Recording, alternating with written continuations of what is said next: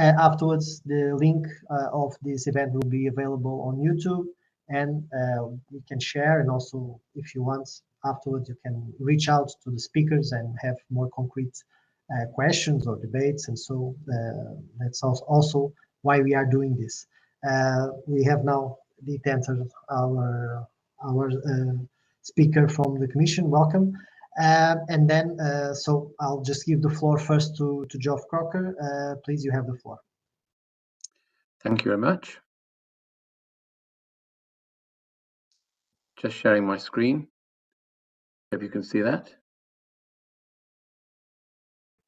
So thank you, Francisca, for organising this seminar, and thank you for inviting me to address you on the issues of universal basic income funded by sovereign money in the European Union. First, an apology that my data is largely drawn from the UK economy. I'd very much like to have the opportunity to extend it to more EU member state data. I think we'd recognise that there are several urgent macroeconomic reforms needed in our economies. One is to get income to people, because low quintile incomes are insufficient and we see extensive poverty in many of our economies. We see a process whereby technology is reducing the labour share of GDP, pushing the structure of the economy towards a need for increased non-labour income. The solution of high wage work is unfortunately not universally available, and the worry is that it will actually be in decline because of automation. And we observe phenomena of in-work poverty, massive in-work inequality, low pay, bullshit jobs, growing household debt. At the same time, we have a need to get debt out of the economy, because government debts are often at or above 100% of GDP. They're imposing austerity, which is socially damaging and economically actually unnecessary and counterproductive. And at the same time as government debt escalating, we're seeing household debt also escalating to supplement deficient household income. So the best reform that I want to propose is a combination of a universal basic income, of reduced conditionality on current targeted benefits, accompanied by and funded by debt-free sovereign money. The case for UBI is multidimensional. First of all, in terms of social justice, it respects the universal right to some element of unearned provision. It addresses inequality and precarity. It shares the inherited infrastructure and technology equally rather than simply to an elite. But UBI is neither unique nor unambiguous as a route to social justice, because targeted welfare benefits would claim to be the same.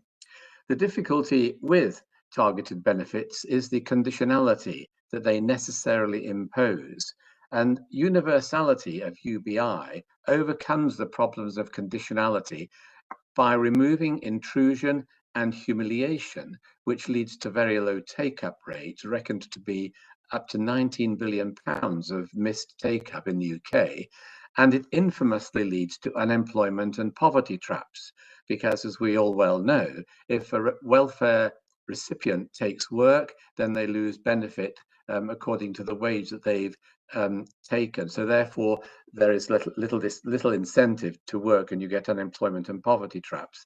The other advantage of universality is its low administrative cost. It has ecological benefits because it breaks the link between necessary household income and yet more output, resource depletion and pollution. It enables human flourishing in terms of a greater choice of lifestyle. And in terms of the economy, it does get income to people as automation reduces aggregate labour income. It gets debt out of the system, avoiding crisis and austerity. And it shifts our policy philosophy to become less work-centric. And those points are set out more on the website there, the case for basic income at ubi.org. Funding basic income is, of course, the challenge that's usually laid at its doorstep, with the famous quote that UBI is either too small to be meaningful or too large to be affordable. So I've tried to set out various funding options in this table, ranging from the first one to increase tax and replace other benefits to achieve revenue neutrality. And there are many schemes certainly published for the UK economy where that is achieved. Those schemes eliminate conditionality, but they're not unambiguously progressive in terms of their redistribution of income. It depends on the detail of the scheme. Wealth taxes are a very popular idea, but it does prove practically very difficult to tax a range of assets continuously. And Martin Sander in the Financial Times wrote a review which showed that many wealth tax schemes actually have been withdrawn for those administrative reasons. Land tax is also muted, the problem there being that most internet companies, the Facebook, the Amazon, the Netflix, the Googles, use very little land, and their profits wouldn't come under tax by a land tax. Eco tax is also proposed. The problem I see there is that an eco tax should self-cancel by reducing pollution rather than being a source of raising revenue. So we come to the concept of sovereign money creation as a solution to fund basic income, which I'll outline in the presentation. And here are some reasons why I claim UBI does need debt-free sovereign money funding. One is it's the only way to fund an adequate basic income at an affordable cost. The other is that it's consistent with the argument for basic income.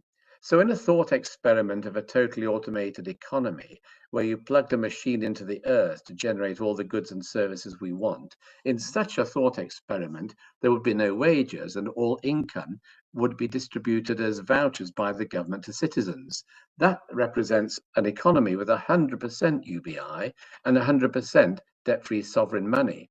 The nuanced argument then is that to the extent that automation is in the economy, to that extent, there is a structural need for UBI and debt-free sovereign money. There's been an unwanted but large pilot of UBI and debt-free sovereign money in the COVID economy. And again, the UK figures are that the furlough scheme paid £24,000 a year to 3 million people at a gross cost of £69 billion, all of which was funded within the Bank of England, buying £875 billion of government debt, which I'll go on to claim is equivalent to debt-free sovereign money. So by linking these two, we get a link between the need to get income to people and to get debt out of the economy.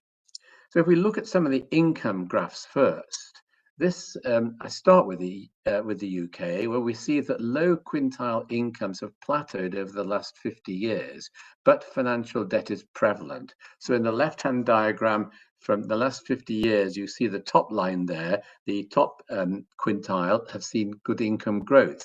But the bottom quintile has hardly seen any income growth at all over 50 years. And yet in the right-hand diagram, that lowest decile and the second decile are carrying significant financial household debt. So debt is being taken as a substitute for inadequate household income.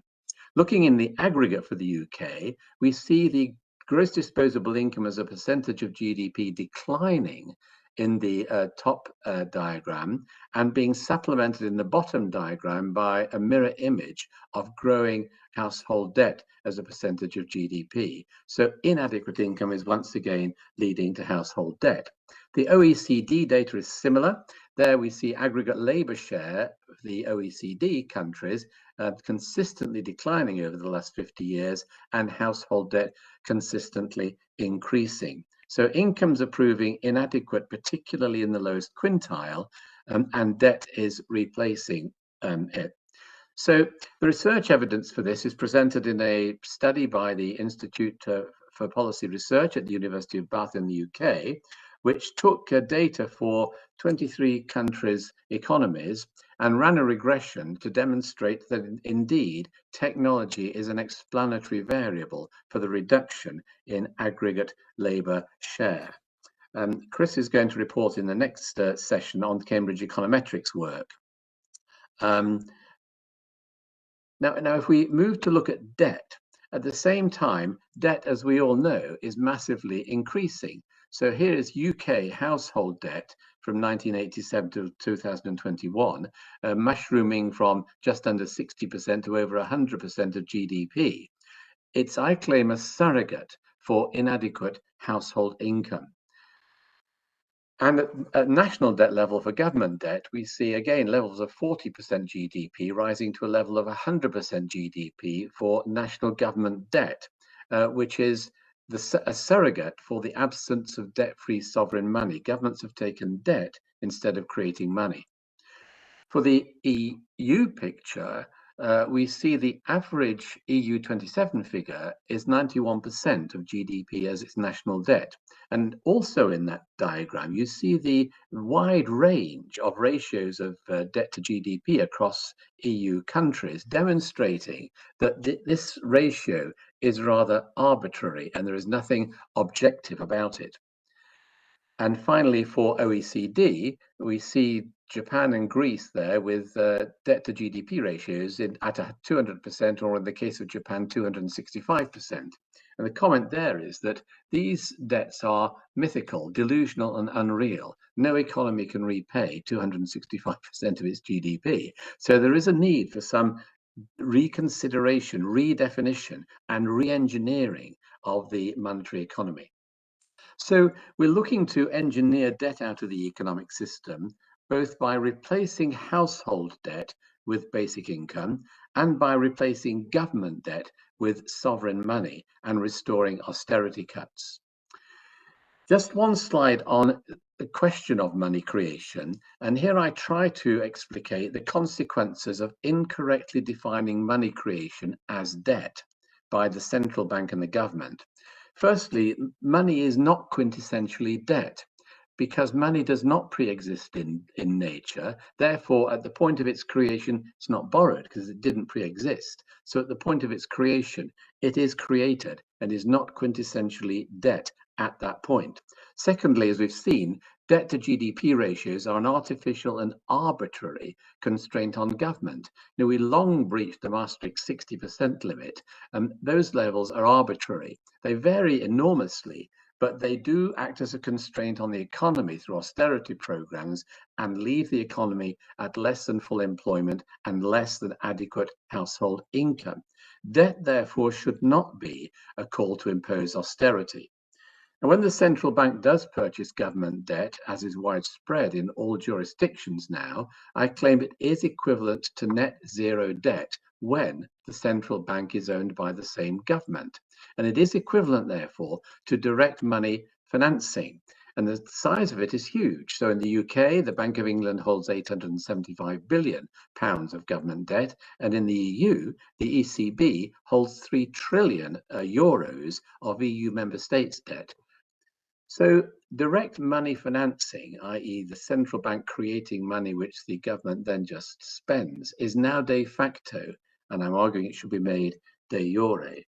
In the UK, the position is even worse because the Bank of England elected to buy long-term fixed interest bonds, and by doing so, paid for it with reserves that were then lodged back with the Bank of England, on which they pay an interest rate, a variable interest rate. So as the interest rate has gone up, the value of the long-term bonds has gone down, whilst at the same time, their payment on the reserves they've created has gone up. It's reckoned by some analysts to have cost around £100 billion.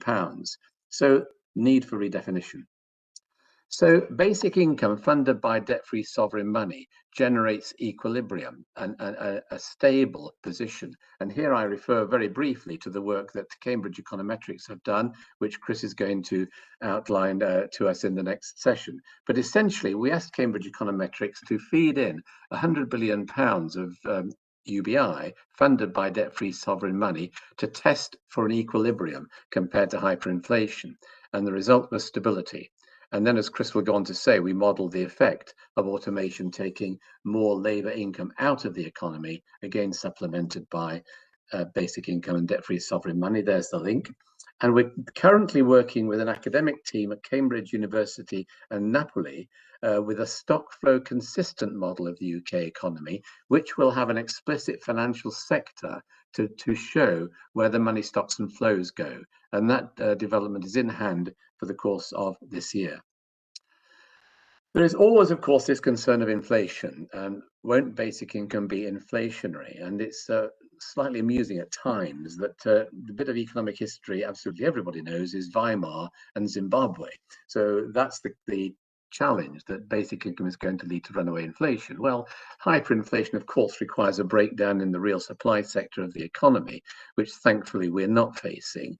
All economies print and create money. Question is, how much? So as long as this rule of Keynesian aggregate demand management is observed, that at the bottom there, all demand in the economy, including UBI, must be constrained within full potential output GDP, then it won't be hyperinflationary. This slide reports on some very recent work by the same Institute for Policy Research at the University of Bath in the UK. So alongside the analysis of a basic income, we decided to analyze the effect of reducing the conditionality of targeted benefits, because, as I said earlier, one of the great arguments for UBI is it gets rid of the downside of conditionality. So here, the cumulative cost is calculated for each of these reforms. And the one I've highlighted in yellow there is reducing the taper rates when benefits are withdrawn as you get work. Reducing those down to 40% would cost, in the UK case, about £9 billion, and eliminate to a large extent those poverty and unemployment traps. This leads on to a more hybrid proposal for a basic income plus reduced conditionality on current targeted benefits, which is their main fault. The welfare debate, as I see it, is between conditionality and universality. And very few people are arguing that we don't need welfare benefits. It's fairly obvious that social justice and mere existence for people requires that we do. Are they conditional? And the argument for conditionality, of course, is more effective because it does target people who are in need, but it has all those downsides of intrusion, humiliation, poverty and unemployment traps and low take-up rates that I outlined earlier, compared to the advantages of universality. So I'd like to suggest that we consider a hybrid scheme where we have a low level of UBI in the economy, to put it there as a foundation and as a model, as an available tool for management of the economy, something like the level that Chris will be explaining of £100 billion, which comes to £2,000 per year per adult, and plus incremental reduction in conditionality, as in the work of the Institute of Policy Research that I set out on the last slide, costing something like 46 billion if all reforms are implemented. So the proposal that I put forward for our group to consider is, first of all, to extend this research, and particularly into other EU member states where conditionality of welfare benefits may be lower than they are in the UK, to see the effect there. And secondly, to consider moving towards a universal pilot of UBI funded by debt-free sovereign money in one EU state. Now, as you'll be aware, there are and have been many pilots of basic income, but there's never been a universal pilot of universality, because targeted groups have been selected as recipients for the UBI pilot, so targeting isn't universal. And it is a challenge, of course. So that's why the possible pilot study in one EU state, whether you took a state the size of Portugal with a 10 million population, or of Denmark with a 6 million population, or even of Malta, which limits the size to a 500,000 population, that would demonstrate the viability of UBI and give us a very considerable policy research result. And finally, I just referred to my book, Basic Income and Sovereign Money, which, of course, explains these themes in greater depth.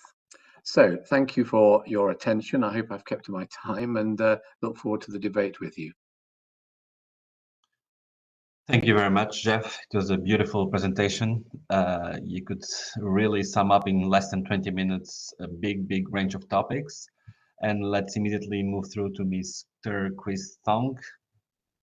You have the floor. Great, thanks. And thank you to everyone for attending today. I will just bring up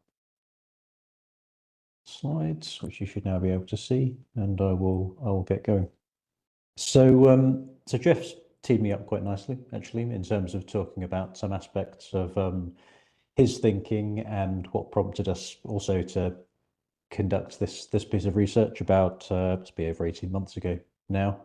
Apologies again, it is based largely on analysis of policy in the UK, but much of this I think can be abstracted to other economies without too much difficulty by the time I get to the conclusions.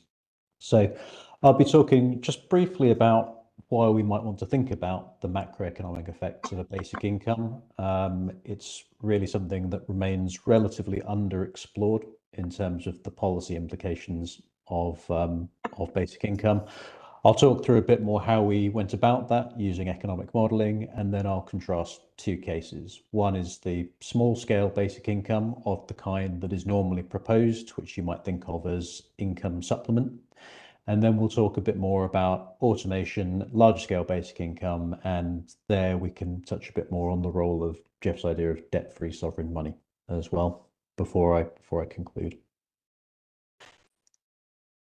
So what's the motivation for this? Well, basic income is far from a new idea. I think depending on who you talk to, we could be in the third or fourth wave of interest in it, but it's relevant right now in terms of concerns about, and I've written here, post-crises inequality, because we've had the financial crisis, we've had the pandemic, we're in a sort of relatively unstable period right now as well. But so there are questions there about just what is the resilience of the economic system, particularly with reference to inequality. There have been in some quarters concerns about the general direction of certain tax and welfare reforms. This is very much the conditionality that Jeff is referring to previously, and depending on how you look at things and developments in the last few months, there's either a current or a future problem and a concern about widespread technological unemployment as well, just whether there might be a need to find alternatives to wage income should some of these kinds of futures come to pass. So basic income has been put forward as a possible solution to these sorts of concerns. It's certainly of its time in terms of those concerns, and so it's worth thinking about as a policy idea how it might work, what the implications might be. That's policy research. In terms of where the research has been so far, much of it is what I would call some combination of distributional and microeconomic in nature. It's very much been thinking about how can you re-engineer a taxes and benefits system in order to operate a basic income. There are various ways of pulling levers in those models to do that. And the general conclusion from quite detailed modeling studies of individual households and household types is that redistribution seems feasible within various constraints when operating what we might call relatively small scale basic income payments. Much of the research has suggested that there are ways of moving those parameters around and improve equity across households. And there's quite a solid body of research that now looks at that. That sort of research is, however, static in the sense that mostly it thinks about the mechanics of redistribution without always thinking through the consequences of that redistribution. So what happens if you're moving money from higher to lower income households?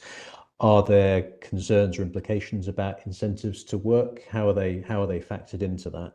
And this is where a more macroeconomic approach starts to become relevant, because we want to ask those sorts of questions. What happens once you've done the redistribution or you've provided alternative forms of basic income? What are the consequences for the wider economy?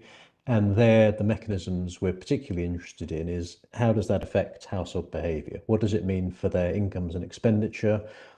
Does it change their incentives to work at a scale that we might be concerned about? You know, this is the problem, or the question, as to whether it disincentivizes work in a way that might be detrimental. So we're very interested in those sorts of questions because they feed back through the economy, they have wider implications. And we're also interested in the funding mechanism. Does the nature of the funding mechanism matter in terms of the macroeconomic outcomes? And at some point, we do need to somehow start thinking about GDP, employment, prices, and other macroeconomic variables.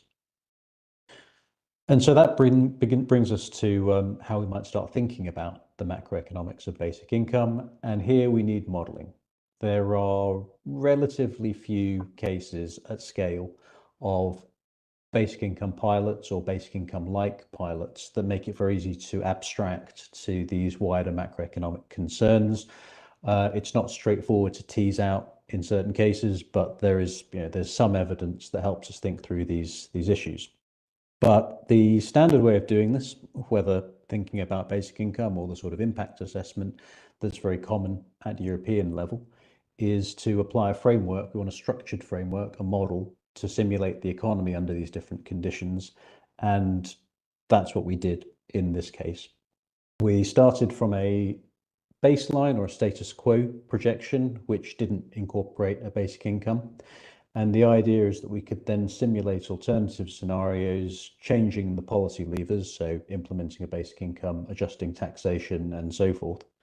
And that generates a different view of the world. The model generates a different outcome over the next 10 to 15 years. And if we compare those two scenarios, given that the difference between them is simply the changes in the policy that we've put into the scenario, we can then obtain estimates of what may or may not happen as a result of the policy. And for that purpose, we've used the Cambridge Econometrics E3ME model. It's very widely applied in impact assessment for the European Commission, and it is a macroeconomic model that has been built to simulate the movements of a modern economy. It's a global model, but we mostly applied it to look at the UK case in this piece of analysis. And as well as being rooted in statistical analysis of historical data, so the idea is very much to replicate the movements of an economy, it also is characterized by quite a high level of sectoral disaggregation. So it can distinguish agriculture from types of manufacturing to types of services. And this becomes more relevant if we start thinking about where automation might appear in the economy once we get to those later scenarios. Maybe just to start laying out the foundations of some of the conclusions. The other feature of the model, which is important here because not all models assume this, is that the model is post-Keynesian in design, which means that the model is not presuming that economies will necessarily return to full capacity automatically. There's a role for deficient demand and demand management policies. Demand can itself spur future investment and grow productive capacity as well. That's an important feature to bear in mind as we get to the results. So that's the general approach. We're applying a model to compare different scenarios, and really we had two lines of inquiry in running through this analysis. One was to take the small-scale basic income schemes that have been proposed previously, as I say, on which there's a fair amount of research in terms of the distributional aspects of those schemes, and we're asking, if we put those through a macroeconomic model, do they remain stable as outcomes? We can also, within a macroeconomic model, start to think a bit more about the choice of the funding scheme, whereas it's more common in these existing distributional approaches to focus largely on income taxes, for example, things that can affect households directly. So that'll be the first bit. And then the second part, we'll start to think about large-scale automation. We're going to examine a future that sees quite high technological unemployment, and then we will see how basic income might help to stabilize household incomes in the face of that kind of future. So two small-scale basic income schemes. In terms of the kinds of values that we're talking about here, what you see on the left-hand side is quite typical, once converted to euros, of the scale of the schemes. So it is very much income supplement at these sorts of scales, and it is age-related and reflective of approximately the sorts of benefits that are available to people at these ages in the UK. So it's rising when you move from childhood to adulthood, and then the payment at the top is roughly in line with what the pension value was at the time we did this analysis. And this left-hand scheme is redistribution. So it's providing these basic income payments, and it is funding them by then withdrawing other benefits and raising other taxes. So in terms of the government budget, the overall position is neutral because of that redistribution. And then on the right-hand side is a debt-free sovereign money case. So this is following the kinds of principles that Jeff was setting out in his presentation. And the payments here are on top of everything else that's already currently applied in the taxes and benefits system, and at a level that is roughly equivalent to the 100 billion that Jeff was talking about in terms of what the Bank of England may have implicitly been funding through the pandemic response in its market operations. So the left-hand side is about redistributing money along the lines of quite a standard small-scale basic income scheme, as is often proposed. The right-hand side is introducing extra money into the system in the form of a basic income funded by debt-free sovereign money. If we then look to the results, what you see here is a chart that those of you who may examine impact assessments a lot will start to become familiar with. And it shows the differences in the two scenarios compared to our original status quo or baseline. So if there was a straight line right along the bottom at 0%, that scenario would have had zero impact on GDP. Whereas the two lines that you see on the chart are positive. And so what they're saying is that by 2035, the redistribution scenario, in which we've paid a basic income, but then funded it through withdrawing benefits and raising taxes, has a GDP impact of about 0.5% compared to the baseline by 2035, whereas the new money, the debt-free sovereign money case, has an impact close to 2.5%. And if you were to compound that over the 10 or 15 years that you see in these projections, it is positive, but it's only very slightly positive. I think you would more reasonably conclude that this is a broadly neutral effect in terms of the impacts of implementing these two basic income schemes. So you get a little bit more spending, you get a little bit more jobs, but in terms of an annual growth rate, it's a small uptick at most. So in these situations, I think the conclusion is that the GDP impact is stable, it might be ever so slightly positive. And the reason this comes about in the redistribution case is because even though net there's been no change in the amount of, let's call it income, broadly speaking, at the start of the policy change, the nature of the redistribution tends to move money away from higher income households down to lower income households, and lower income households tend to have higher, what we call higher propensities to consume. A euro that you give to a lower income household is more likely to be spent than a euro you give to a higher income household. And so that generates more demand, that generates more output in the economy, and through that process, you end up with slightly higher GDP than before. And the new money version works in broadly the same way in terms of putting more money into people's pockets, but the effect is stronger because we're injecting new money into the system instead. And as you see there in the bullets, the inflationary effect of this is actually relatively mild, but how you raise the money does matter a little bit to those outcomes. So the more inflationary version is in raising taxes on firms compared to households, and the lower inflationary version is to raise more of the income from household income taxes than from firms. The trade-off ends up being what that means for consumption on the part of households. And so we move on, just keeping mindful of time, to the automation and the basic income case. So this is much further from what's generally been discussed in terms of policy proposals for basic income. Most of the debate has been more about how you generate these smaller scale schemes that are more revenue neutral, that are trying to gain traction. Whereas in these parts of the analysis, we're thinking much more about the technological unemployment, the kind that Jeff was talking about previously. So this is much more in that rise of the robots kind of situation, in which sectors are investing heavily in higher productivity technologies that might displace workers at reasonable scale.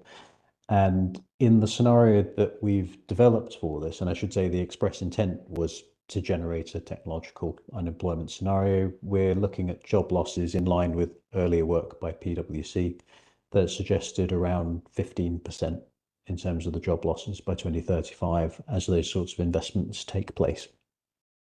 So that gives us a new state of the world. It is in some sense a new baseline to be comparing to.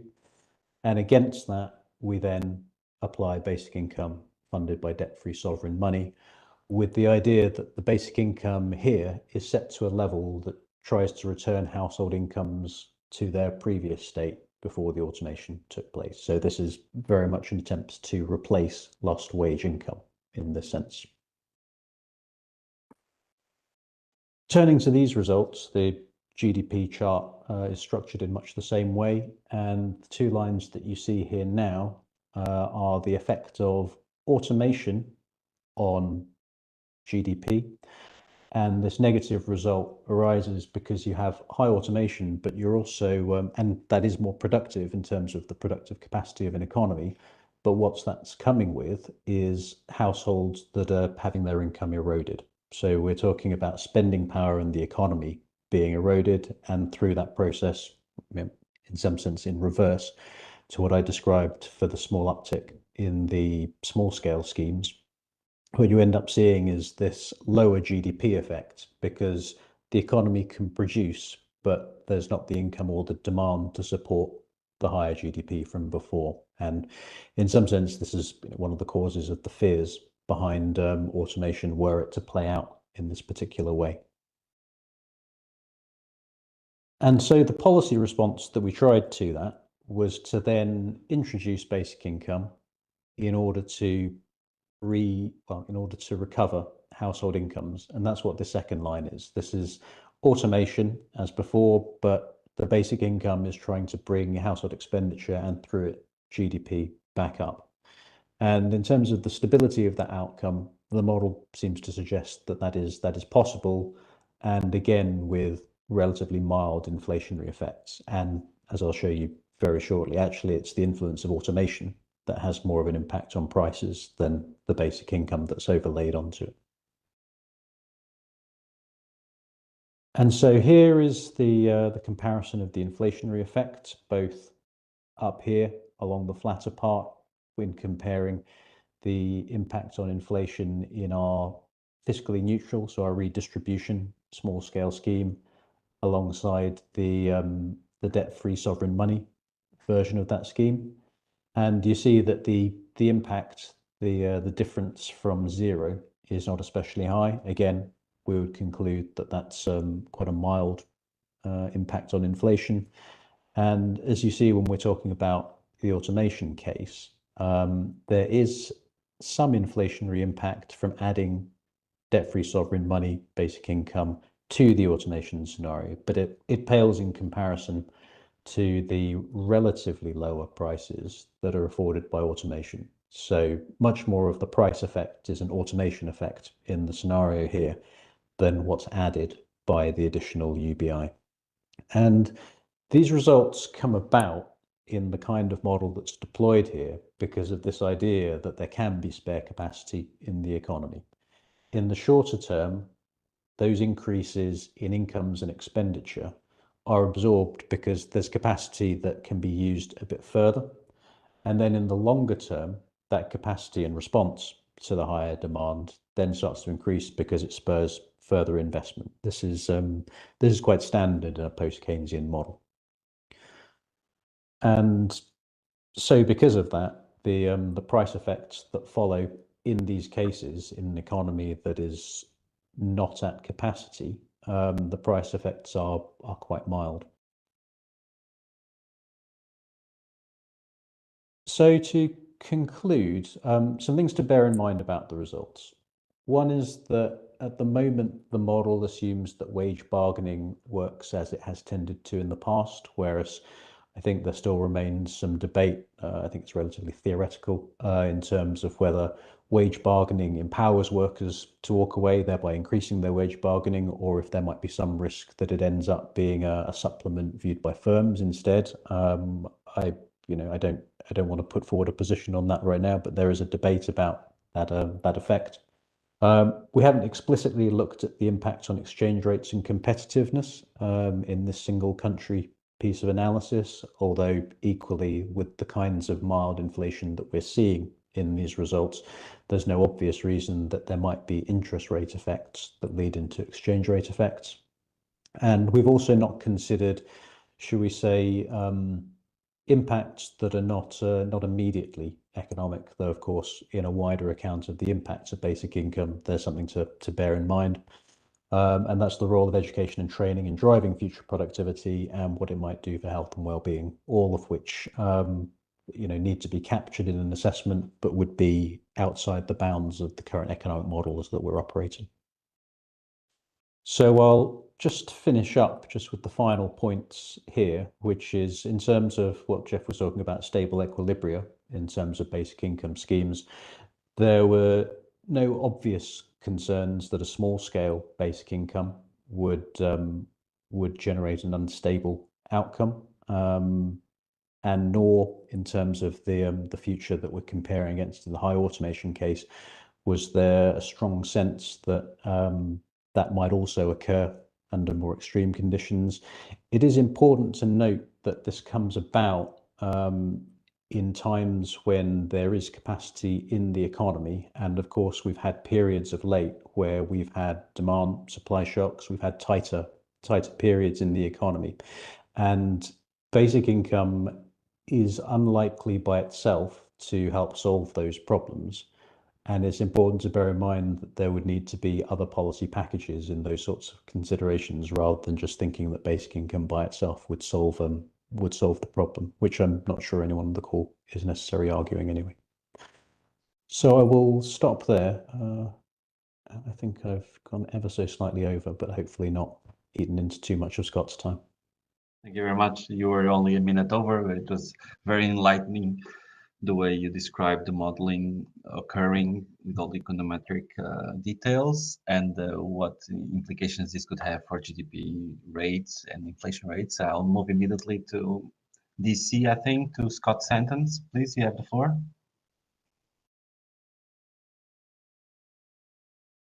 Thanks.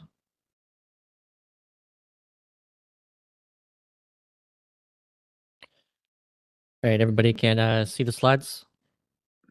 Great. Yes. All right, thank you for inviting me to be here today.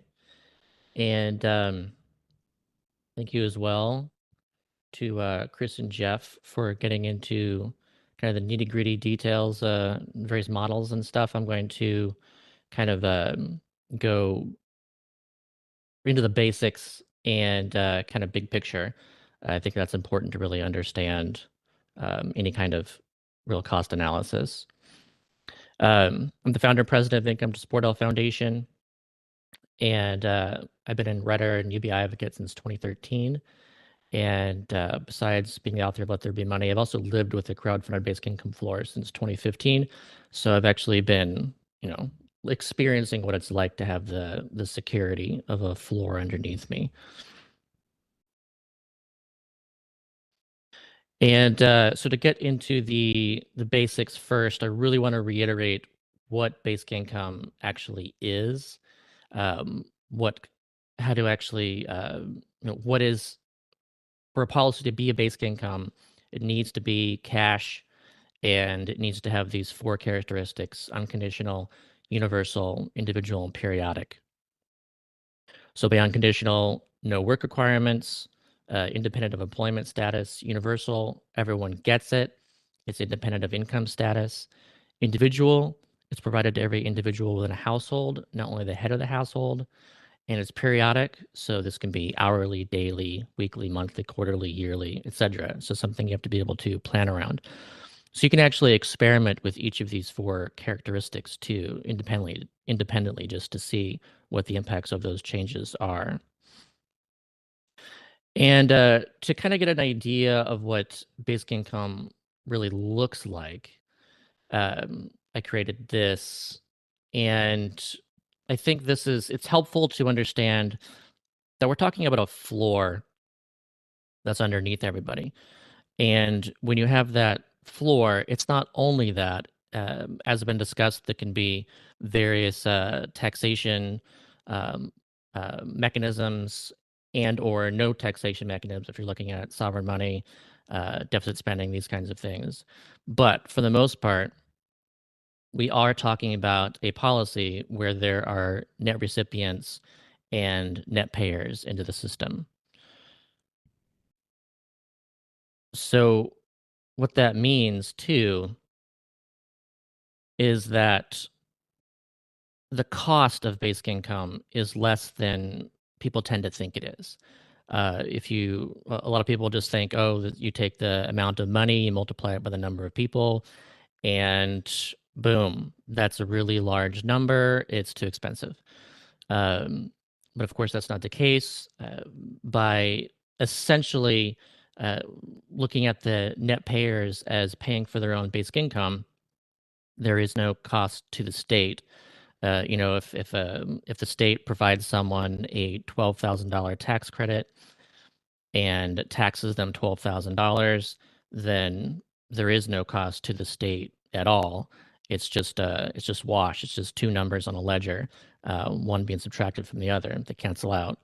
So in order to figure out the cost, you have to consider who are the net beneficiaries and what are they paying in taxes? Because for the most part, everyone is paying something in taxes and everyone is receiving the basic income. So what is the difference between those two? And if you look at the total across of those who are net recipients, that is the actual net cost of basic income, which is the only valuable cost to understand. And the net cost can actually tends to be and this is totally depends on the design of amount and the design and amounts of taxes, but around say a third of the gross cost tends to be the net cost. So if you can see here that if you overlap the red over the blue, then this section right here of the blue is really just the cost that you're looking at. And it's also important to understand, like, the universality is really important to actually reaching the people you want to reach. It just makes far more sense to provide universally and then utilize the tax code to transform the top into net payers than it does to try to figure out who are the people we should try to be reaching. As some examples from the US in our programs, SNAP is our best program. That's otherwise known as food stamps. These are food vouchers, and it reaches 2 out of 3 people in poverty, and it's designed to last 3 months, every 3 years, unless you have kids and are seeking work, and it can only be used on approved foods. So that's like our best program that reaches 2 out of 3 people in poverty. So you're leaving out a third of people in poverty with that program. TANF is essentially our worst program. That's our cash welfare program. And it's a block grant. So each state gets to decide what to do with that money. And as a result, on average, it leaves out 4 out of 5 people in poverty. And of course, it's temporary, so it has a time limit. It runs out, and the state variance is pretty crazy. Like in the state of Louisiana, 98 people in poverty per 100 are left out of this program that they qualify for, technically. Then you're looking at it like a disability program. We all agree that those with disabilities should get some kind of assistance, but the actual mechanism of trying to determine who is sufficiently disabled in the US leaves out 4 out of 5 people with disability. And the average time to actually start getting it and qualify for it is 2 years. And then, of course, there are constant requirements to continually reprove you're disabled, and people can actually lose that at some point, so it's not even permanent for people. And then you look at the unemployment programs. And again, if an unemployment program is just supposed to help people between jobs, and we're only reaching 1 out of 4 people in the U.S. With that program. 3 out of 4 people who are unemployed are not getting assistance. So with UBI, all of these things are different. You're actually reaching all of the people that you're trying to reach. If we were looking for make sure people could eat, then instead of SNAP, you're looking at 3 out of 3 people, never expires, could be used on anything. And in regards to SNAP, UBI would reach all people and be permanent and to be equal for everybody regardless of state. And when it comes to disability, UBI makes sure that everyone with disability actually does get something. And then so those with disability can still qualify for extra, but you're also recognizing that you will always be leaving out some people with disability who should qualify but don't. But now with the UBI, they definitely have that floor underneath them too, instead of nothing. And in regards to unemployment programs can still exist in addition to UBI, but again, UBI makes sure that everyone who is unemployed has some kind of buffer underneath them, regardless of the unemployment programs.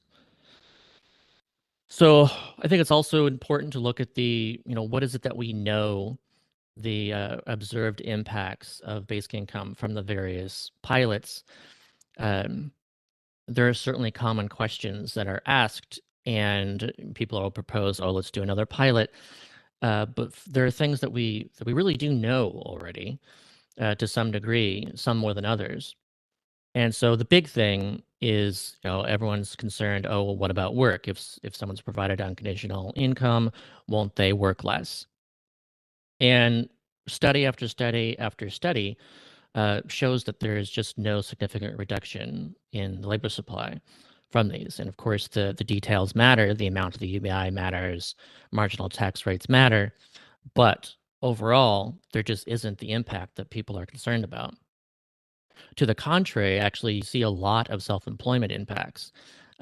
These impacts would be quite large, up to, I include the number 301% that was observed in the Namibia pilot. And part-time employment can increase too. But the really strong impact that I see a lot is actual, heavy impact on entrepreneurship. And this is because, this is capital for people. This is reduced risk.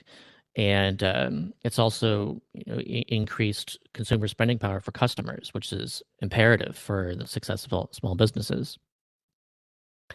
And of course, another thing, at least in the US, I know elsewhere that people are really worried about is, oh, if you do this, people spend it on drugs. And again, a very large base of literature has looked at this, and you just don't see this when it comes to unconditional cash transfers. Instead, you actually see a slight decrease.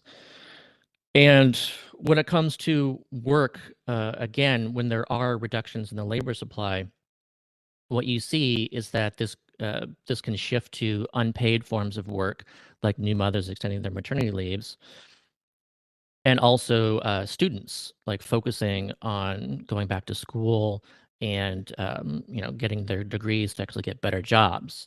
And of course, those should be seen as forms of work. And another impact that we see a lot is birth rates improve due to better maternal nutrition. That actually has a lot of impacts on the health of the entire lifespan. Hospitalization rates have seen to decline, so this is an improvement in healthcare and health outcomes that we've seen. And mental health often improves too. Crime goes down. This is the impact can vary depending on the test being a saturation site and other details, but these impacts can be quite significant. 15% to 42%. These are across multiple experiments. And of course, also when it comes to crime, there are some crimes of crime that are impacted more than others. And then Namibia UBI pilot, the illegal hunting of endangered animals essentially disappeared. It dropped 95%. So clearly, there are crimes of desperation. They would be impacted a lot more than other crimes. And domestic violence has also been observed to decrease. This is a frequent observation as well. Child abuse has been observed to decrease. Trust has been observed to increase. I think this is a really important one that I'll discuss a little bit more down the line. Home ownership rates increase, and food security, of course, increases, and so does the consumption of fresh fruits and vegetables.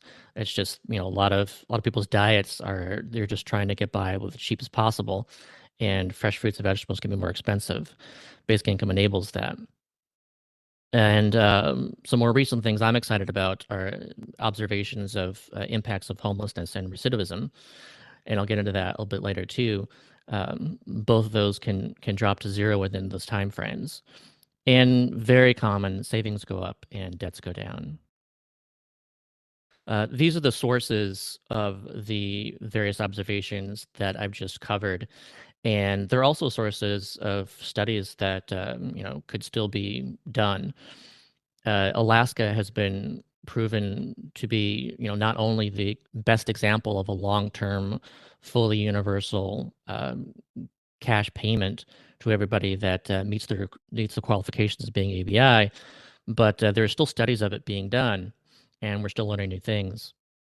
But there's a lot of other existing experiments out there, and I also list here, of course, Stockton, California, and the 100 other plus guaranteed basic income pilots going on in the U.S. Right now. And I also list too, just win for life lotteries. I think there should be more studies of that to see the impacts of lifelong monthly incomes. Here's just some really recent findings from the U.S. pilots. There's of course, more than this, but I really am interested, especially in the impact on recidivism. So I included here the Durham, North Carolina pilot that's focused on the formerly incarcerated, who got $600 a month for a year. And during that year, 0 out of the 109 went back to incarceration. And the average rate in the US is 44% recidivism in the first year, and 67% 3 years, and 76% 5 years. So just imagine when we're talking about what is the cost of basic income, what is the cost of not having it, where you're looking at these kind of recidivism rates, and where basic income would dramatically reduce it. The Denver, Colorado pilot is also very successful so far, to the point that at the 6-month report halfway through, the results were so strong that Denver actually, they were able to extend it for another 6 months. So now it's will be a 1.5-year study. And it was split into multiple cohorts, so testing both $1,000 a month and $500 a month, where the $500 a month started with a larger lump sum at the very beginning of $6,500. And when you looked at the $1,000 a month cohort, 0 of the 154 are still reporting sleeping outside. And for the control group, it was 4% of them. So heavy impact on homelessness. Consider the costs that are borne from homelessness. St. Paul, Minnesota pilot focused on the parents of infants, $500 a month for 1.5 years. And I thought it was really interesting how it found a heightened sense of value of being valued by others and reduced social isolation.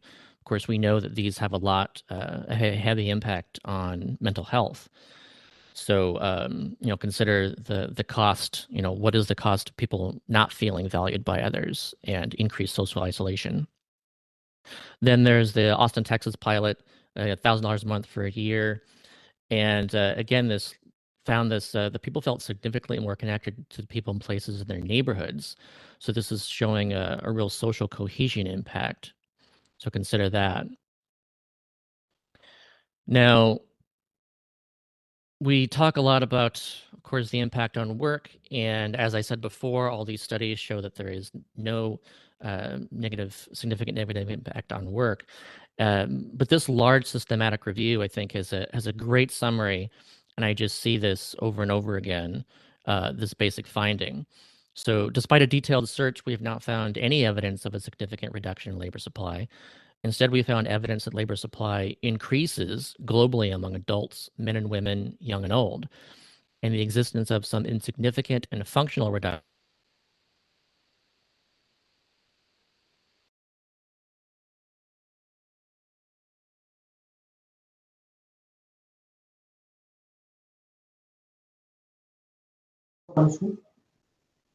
Hi, I think Scott is having some connectivity problems. Let's give it a few seconds to see if he comes back.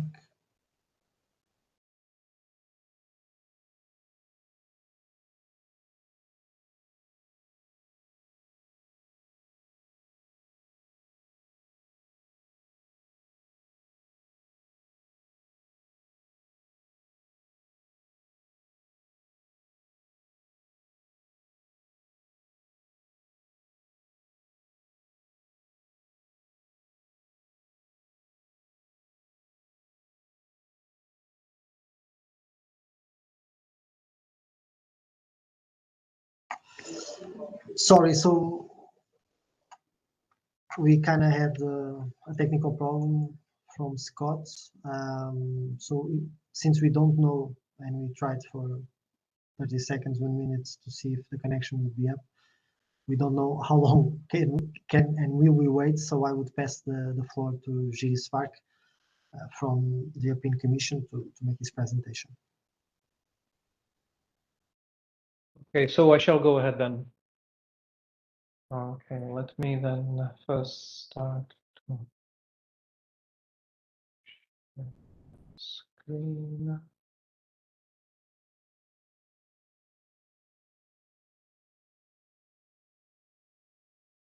Can you see my presentation? Yes. Yes. Okay. So this is actually the second slide. Okay. So first of all, thanks for inviting us, European Commission. My presentation will probably be slightly different or taking a different angle, particularly because we don't have a particular policy on universal basic income in the European Commission. This is not, our field of competence, but we are obviously aware of the discussion and also on the different experiments that that are taking place. Most notably recently in Finland, or ongoing experiment in Germany, and we have heard now a few examples from the US. Our sort of entry point and to this discussion is especially about addressing poverty or looking at the lower end of income distribution. This is where our policies are targeted, and I will try to make the links here and there with the discussion on universal basic income to make sure that what I'm saying is has at least some relevance. So what you see now on the slide is the poverty levels in the EU. This is what we call the at risk of poverty rate. Geoffrey at the beginning said that he is sorry, he's focusing only on the UK. I need to say that I'm sorry, I cannot include the UK in these graphs anymore. So this is just to give a general picture of where we are with poverty rates. You see, this here we talk about income poverty. When we look at the general poverty in the EU, we also take into account material deprivation and labor market attachment, which brings this compound poverty levels to around 22%. Talking about income poverty, here you see the 16.5 average on the EU. Our key policy instrument in the social policy field is the European Pillar of Social Rights. This is a political declaration of our key EU institutions, including the Council with its member states. So this is what our member states and EU institutions have signed up to. And among the principles, there are 20 of them, we have one on minimum income, which basically talks about a right to adequate minimum income for everybody, ensuring dignity at all stages of life. This principle follows very much what we call the active inclusion approach. So, which has 3 pillars. First is income, second is labor market activation, and third is access to services, social services, enabling services. So this is when we talk about the principle of minimum income, this is what we have in mind, not only the cash benefits, but also the accompanying services to help people out of poverty. Some interesting figures to set the scene. I mean, this shows the rate of people who actually receive some benefits and who are sort of our proxy as those who are in poverty. So this shows people at risk of poverty and at the same time in quasi-jobless households. So this is as close as we can get to what we call the minimum income recipient group. And you can see that about 80%, again on average in the EU, of this low income group without a proper labor market attachment is receiving any sort of benefits.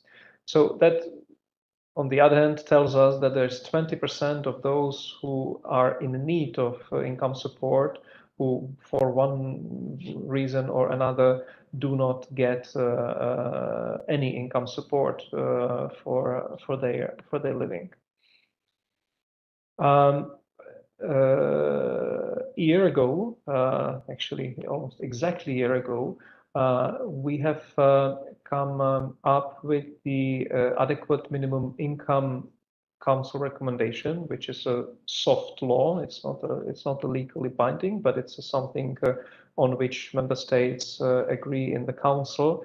So it forms sort of it's part of the European acquis, but it's a soft law, not enforceable, and it covers issues that relate to adequate income support in general. It looks at people who are lacking sufficient resources, so those who have insufficient or irregular monetary and material resources. So this is the target group, and the recommendation sort of outlines how they should be supported by income, labor market activation, and social services. In terms of the state of play, where we are when we talk about minimum income, these are the adequacy levels in different member states. Maybe I should outline to those who are not familiar what actually the minimum income is. It is some sort of a social assistance benefit that is means tested, that has conditions, in some member states more stringent than in the others. And it is a top up to any income that you may have in order to reach a certain level that is defined by the national authorities in different member states. So it is a conditional means-tested social assistance benefit. All member states have that. All EU member states have that. None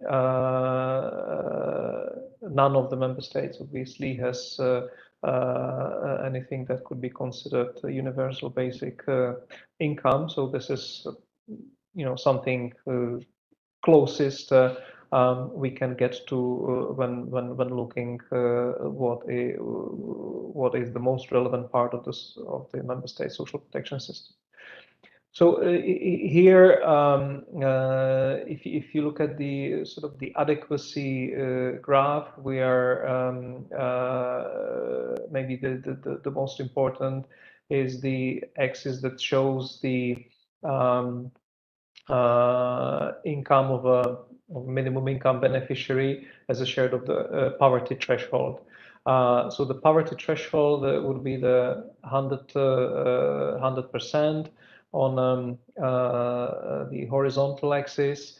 We see there are a few member states that are close to that, Ireland, Netherlands.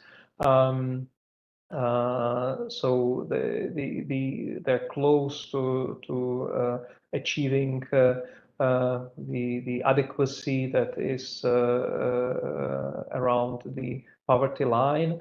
There's a high dispersion. On the other end, we have countries like Romania, Bulgaria, Hungary that hover around or between 10 and 20% of the poverty line. So very, very, very small income support or social assistance support. So this is the snapshot of where we are, and also what we try to improve with the minimum income recommendation that I was talking about. I already mentioned that our minimum income recommendation has certain building blocks. The 6 of them are here. Maybe not necessarily need to go into that. What we are recommending, or what the document that member states signed up to says, is that member states should ensure minimum income support that should reach either at least the poverty threshold or the basket of goods and services, or the value of basket of goods and services that enables people to live in dignity. Usually a little detour based on our experience with defining baskets of goods and services. These usually tend to be higher than the poverty threshold. So that is the target for member states to reach up to 2030. Very ambitious one. If you compare it to the adequacy graph that I showed before, some member states have very, very long way to go to reach that. The recommendation also talks about improving the coverage of the minimum income. I'll skip that and maybe focus more on the take-up. Because this is really something that might be worth of sort of reflecting in the context of I would say lack of universality of these schemes compared to universal basic income. So in fact, different studies that are available show that only 30% up to 60% of those who are actually eligible for minimum income are taking up the benefits. So this is very low rate. This is often due to administrative burden, stigmatization, very low amounts available, also lack of knowledge and information about the different schemes, etc., and other barriers. So this is something to take into account for our policymakers when they design the different social protection schemes and their conditionalities. Because here we're talking about the target group that in principle has no other means of supporting themselves. And still the take-up is very low overall. We see a number of member states trying to take actions. Their recent reform of the German system increases the automaticity in granting the assistance, but still there are conditionalities, obviously, to make sure that the take-up is improved.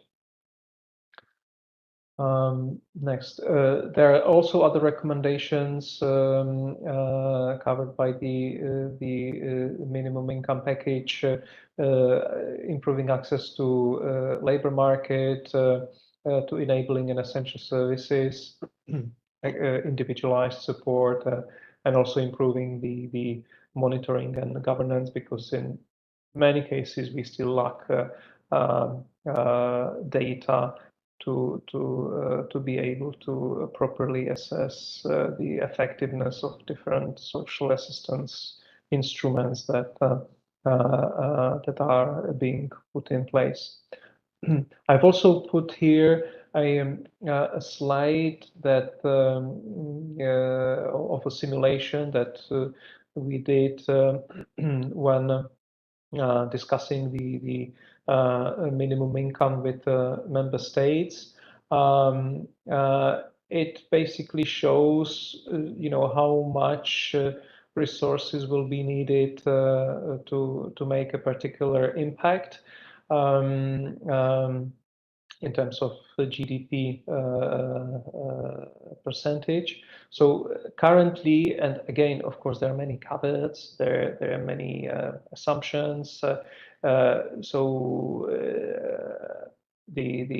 it gives a fairly good idea of the overall sort of scale of amounts. But I would not take it as a sort of a super exact figures down to 1 cent.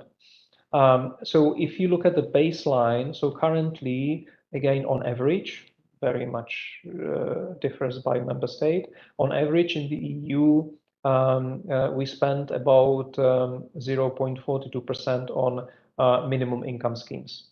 So on the social assistance to the most vulnerable. If you then look at the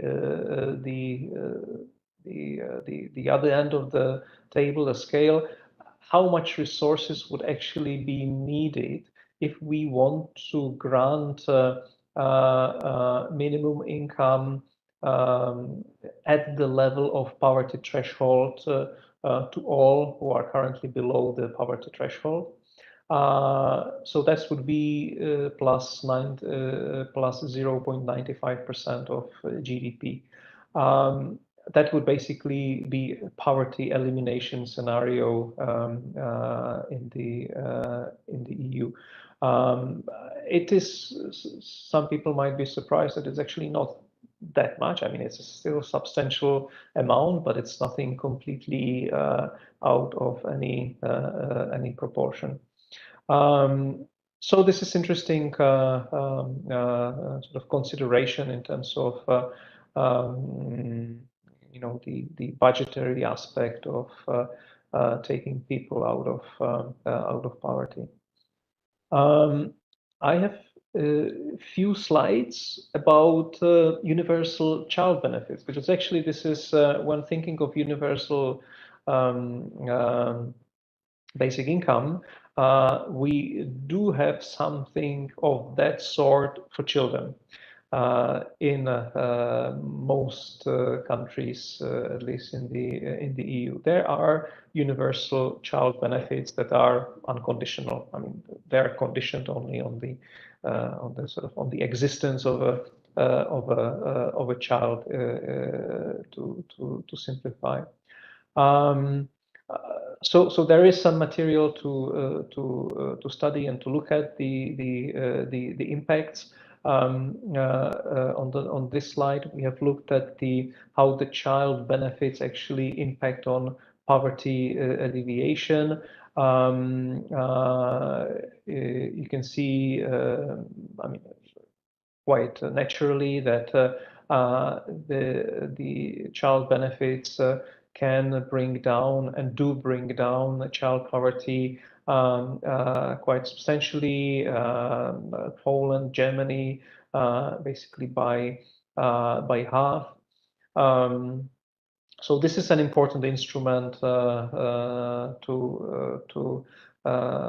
address poverty and child poverty specifically. This is probably all I can say in my short time, and happy to respond to any questions and comments. Thank you very much, Mr. Svars.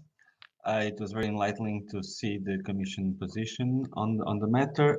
We're just going to circle back a little bit to Scott that had a connectivity issue. Maybe a couple of more minutes for him to just finish up and wrap up his presentation. Please, Scott.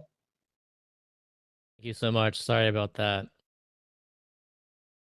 All right, let's get back in. There's just a couple more things I wanted to show. Okay, so this is the slide that we were on, and yeah, I just want to emphasize how that even if some people choose to work less, it's these specific groups that we actually should be totally fine with working less, and those that tend to be outside the employment system actually fill those spaces thanks to having basic income. So then just a couple quotes from studies that I want to get to here.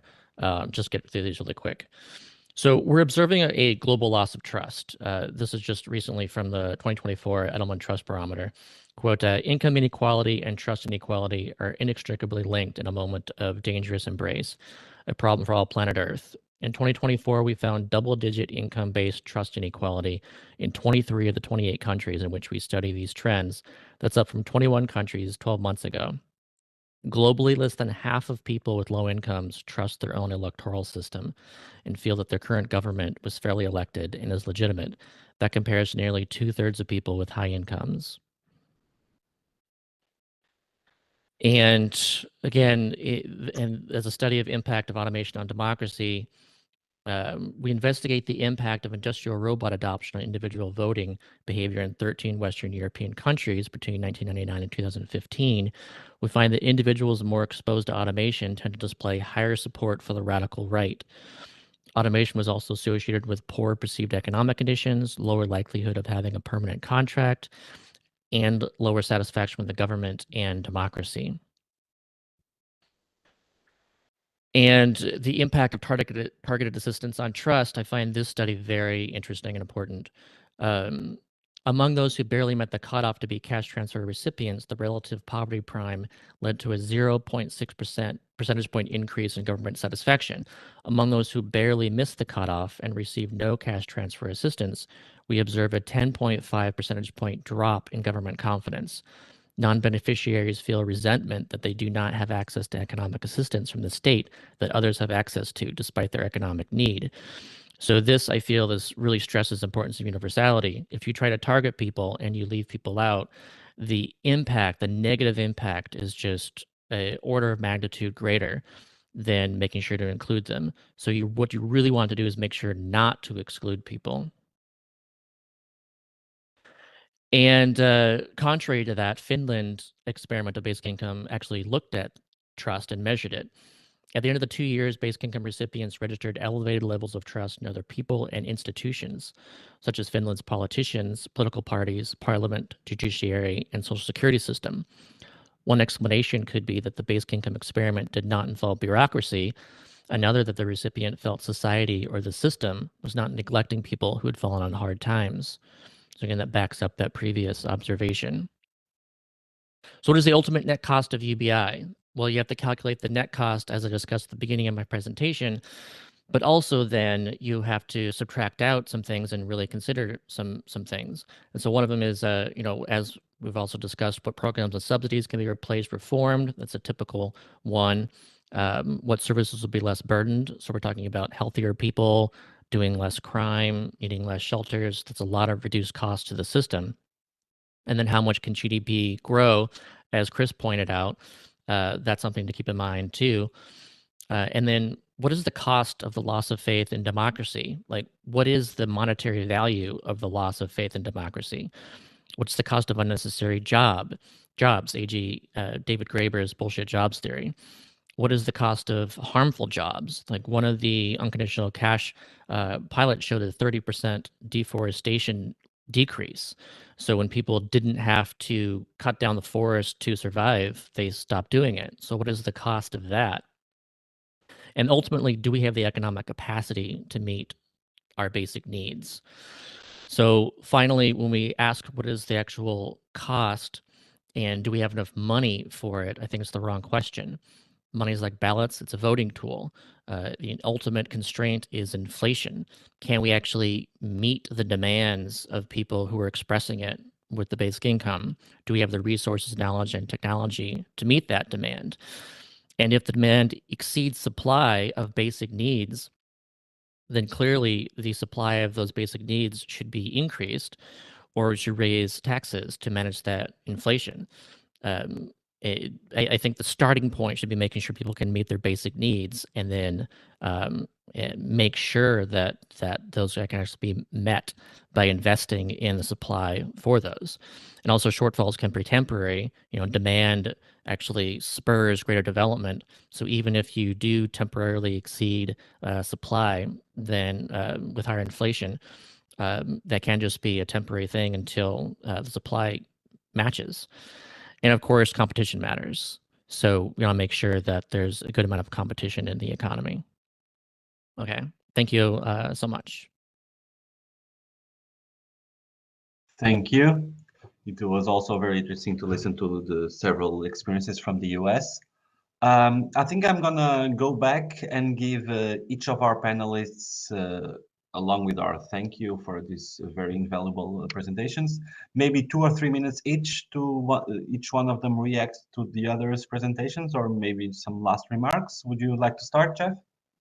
Yeah, thank you. Can you hear me? Yeah. Yep. Yeah, I mean, I'm familiar with both Chris and Scott's presentations, thanks. But the new one for me was Jiri, is your name pronounced? Yeah, or not? Sorry. But it's Jiri. Huh? That's okay. That's okay. But it's very, very interesting to see that analytic of the present conditional systems in various EU member states. And as you say, 20% non-take-up of benefits and poverty alleviation in that sense, not working to the degree of 20%.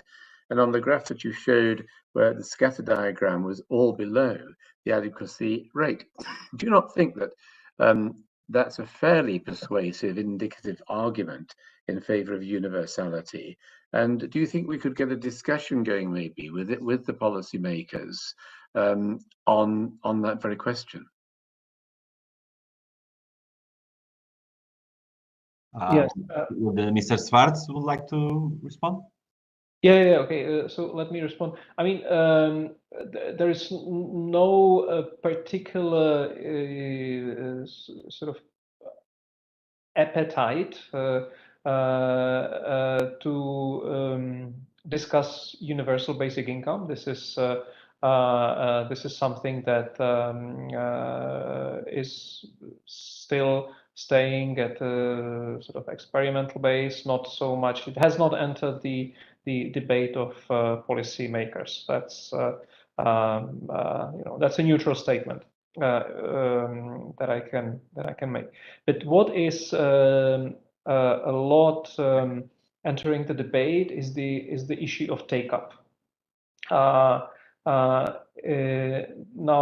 we see more and more member states also at political level are concerned about the low level of take-up, and especially these non-contributory benefits.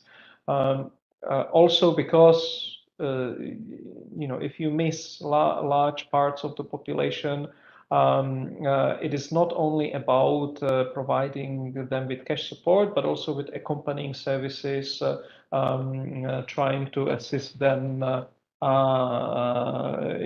to sort of move out from their situation. Obviously, the more people you miss, the worse outcomes of the sort of the social cohesion policy agenda. So to cut it short, there is quite some increased focus on take-up. I have mentioned that Germany has just reformed its minimum income scheme, providing for more, let's say, automaticity in granting, and but still checking conditionalities, but not necessarily at the time of granting, but maybe later, depending on some other factors. I don't want to go into details, but there is a more sort of take-up incentives in the system. We see that also in Belgium, in Spain, studies are being carried out how to actually improve take-up.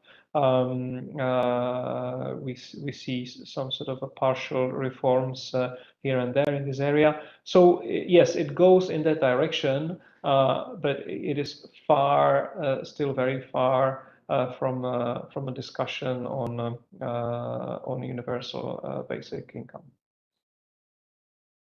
It rather sounds as though universality is a kind of forbidden subject for discussion. I mean, is there some kind of philosophical deep resistance to the idea of universality?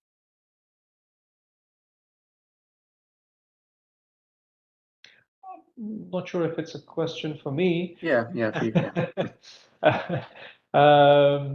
Philosophical resistance. Well, I mean,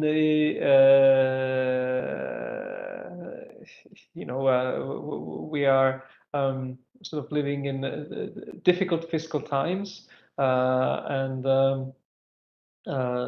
certainly discussion about more generous social assistance scheme is not necessarily the first one that the decision makers would like to have. And you don't need to sort of counter argue with me here, but that's a sort of a stating.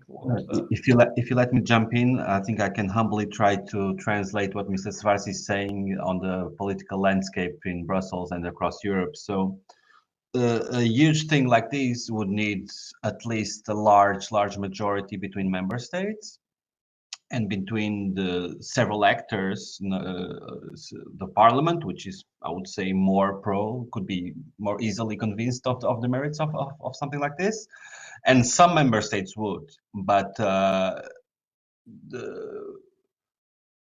difference between political landscapes, Germany, in France, in Eastern Europe, in Nordic countries, in the South, are so big that something like this will take years, in my humble opinion, to be able to be politically feasible, to be on the table, let alone be accepted. So I believe that's why it's not necessarily universality itself. It's actually the whole concept as a whole that is difficult politically to move forward in a decent size of manners, I would say. Would Chris or Scott want some final words? Well, maybe I'll just add to this. It is not necessarily the EU level issue. I mean, not at all. The EU does not have a competence in design of social policies. It is primarily the member states. We provide recommendations, coordination mechanisms. Maybe have competencies in a relatively let's say, I don't want to say marginal or cross-border issues, but the key competences are with member states. So it is from this perspective, it is not realistic at all. Yeah, that there will be an EU-level solution. But what I was referring to is even the debates within member states. Each member state can, if they want, go that way. Yeah, there's nothing that prevents them from the EU perspective. But this is not part of national debates either. Yeah? So it's not really necessarily about any blockages or lack of consensus at the EU level. It's more that it has not even entered a serious policy discussion at the member state level. Very well. Does Chris or Scott want to have some words? Yeah, I can go very quickly. I think mostly to either emphasize a couple of things that Scott was saying, and maybe that I could have drawn out a bit more. It was Scott's points about asking the right question, and maybe also just thinking about a basic income is not a basic income is not a basic income, because the design matters so much. A lot of people are talking about basic income as just the payment, but actually the mechanisms and the design that you wrap around it is relevant, and how it interacts with other policy aims and packages you might be thinking of as well. So it's I suppose it's to say it's to get beyond the payment and think about the scheme.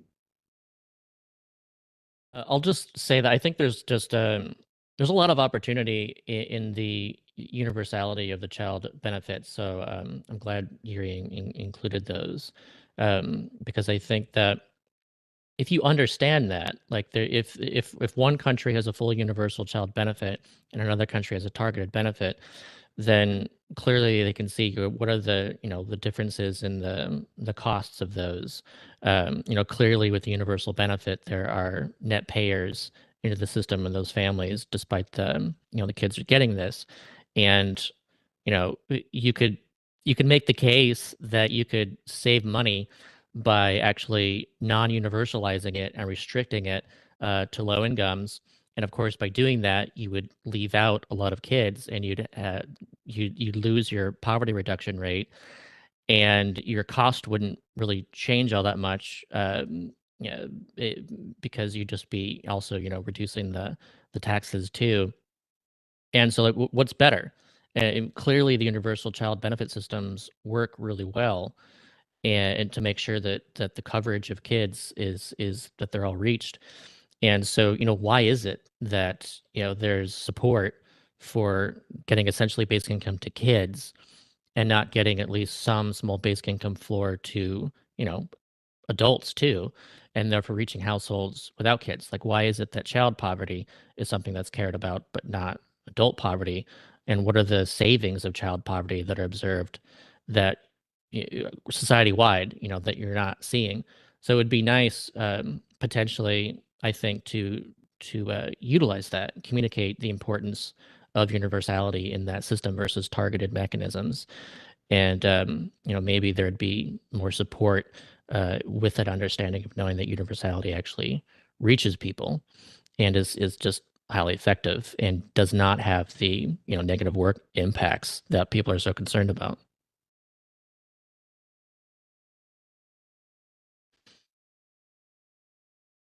Very well. I believe that concludes this webinar. Thank you all so much, and apologies for Mr. Guerreiro not being able to be present at the end because he has some other commitments. It's been lovely. It's a very, very interesting topic, and we'll try to share all people's presentations in the YouTube channel of Mr. Guerreiro. and maybe drop down your contacts so that people that watched or will watch in the future can contact you and develop further their investigation into the matter. Thank you very much for everything, and I'm going to conclude the meeting here. Thank you for organizing it. Thank you. Thank you. Bye. Thank you, everyone. Goodbye. Thank you. Bye.